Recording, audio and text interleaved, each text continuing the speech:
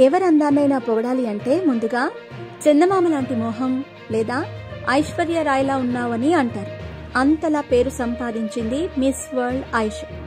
ఈమె నటనతో ఎంతో మందిని మంత్రముగ్ధులను చేసి అందరి మదిని దోచుకుంది. ఈ ముద్దుగుమ్మ బాలీవుడ్ బిగ్ బీగా పేరు సంపాదించిన అమితాబ్ బచ్చన్ ఇంట్లో కోడలిగా అడుగుపెట్టిన విషయం తెలిసిందే. అభిషేక్ బచ్చన్ తో ప్రేమలో పడి ఆయన్ని పెళ్లి చేసుకుంది.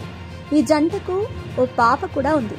కానీ ఎందుకో వీరు విడిపోతున్నారంటూ ఓ వార్త అయితే చక్కర్లు కొడుతోంది.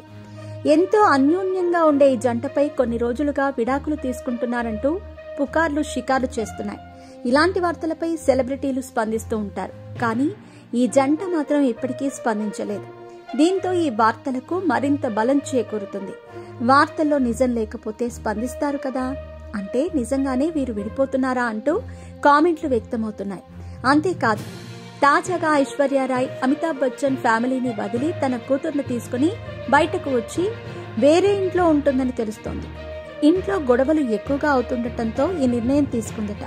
తన కూతురు గొడవల వాతావరణంలో పెరిగితే డిస్టర్బ్ అవుతుందనే ఉద్దేశంతో ఇలా చేసిందట ఐష్.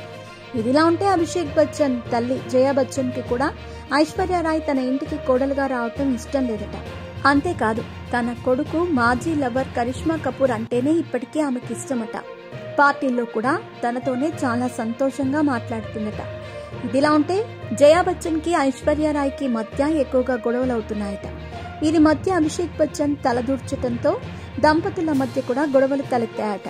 ఈ గొడవల వల్ల ఐశ్వర్య రాయ్ తన కూతుర్ని తీసుకుని ఇంటి నుంచి బయటకు వెళ్లిందని బాలీవుడ్ మీడియా కోడై కూస్తోంది.